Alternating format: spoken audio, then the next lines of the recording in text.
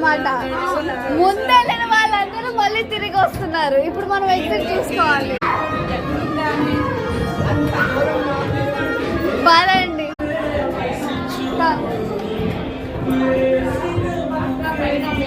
మళ్ళీ వెనక్కి వెళ్తున్నాం.